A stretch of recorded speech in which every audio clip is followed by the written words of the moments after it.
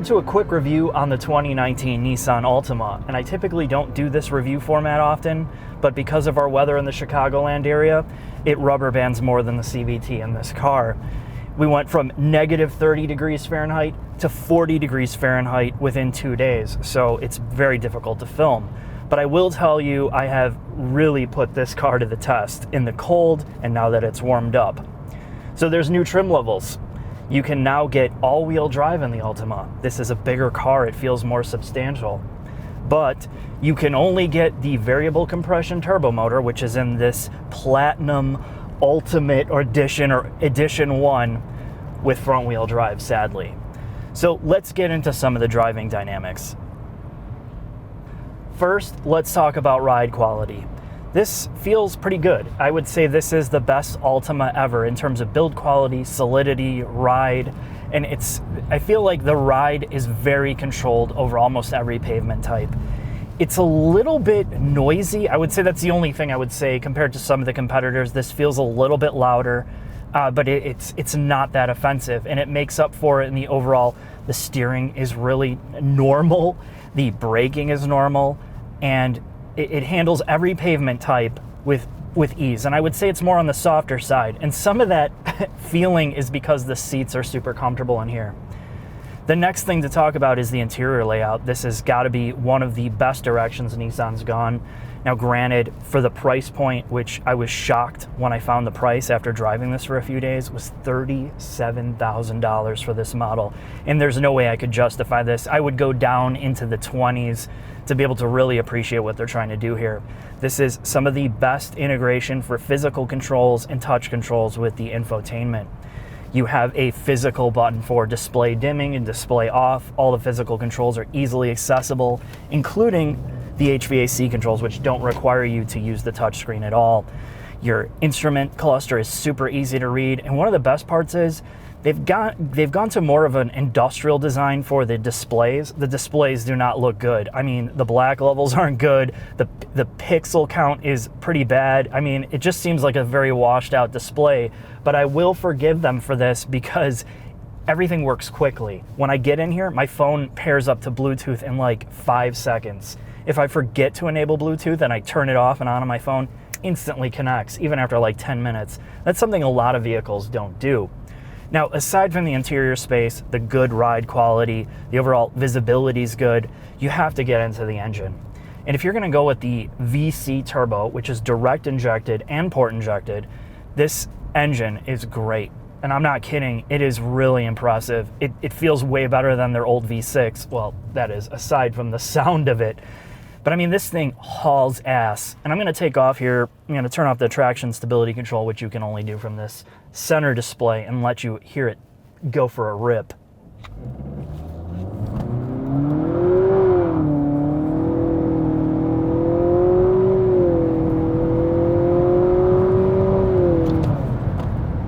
I'm so impressed with the motor. And I think even in the extreme cold, like negative 30, I left it outside on purpose just to see how it would start. Really no issue. And I didn't have any issues with weirdness in tuning or any of that the whole time I drove it. But I'm gonna tell you the biggest negative about this, and I know we talk about this with Nissan all the time, they've made a great engine paired to a transmission that totally ruins the experience in here. And I just can't get over how strange the CVT behavior is in here. It's so inconsistent. It fake shifts all the time that sometimes it just doesn't make any sense. When it breaks traction,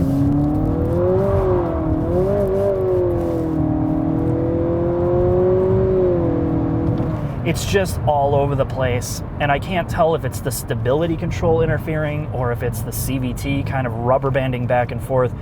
And then what seems to be like insane fake engine noise being piped through here. It's just a bad combination all the way around.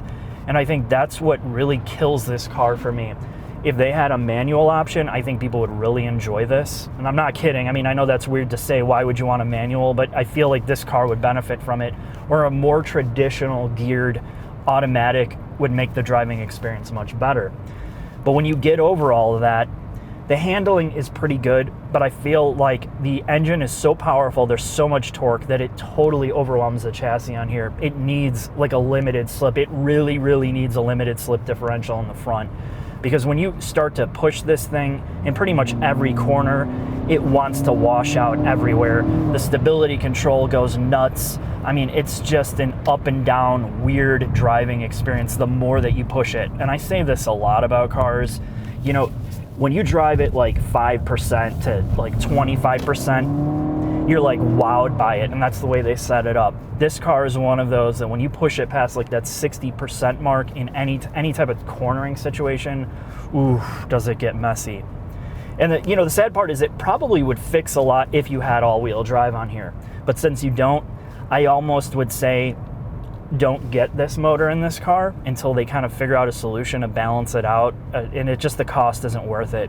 I'm getting about 20 miles to the gallon, which, to be fair, it's insanely cold, and you're just going to keep dumping fuel to keep the thing warm, to get the emissions equipment keep staying warm, and all of the things that go along with cold temperatures. I've been impressed overall with the drivability. The interior, the exterior is pretty sharp on here. I would say if you just went for more of the base with the 2.5 liter, you might be a little bit happier for the price for what you're getting. Or if you just kind of want like V6 performance out of a four-popper, the variable compression engine is really impressive. I'd like to experience this in more of a refined package, something that was, I don't know, less kind of eco-conscious than the Altima has become.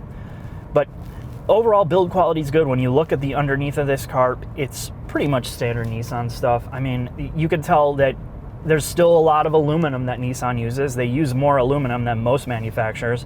I mean, it's covered underneath pretty well to isolate road noise for NVH and, of course, fuel efficiency.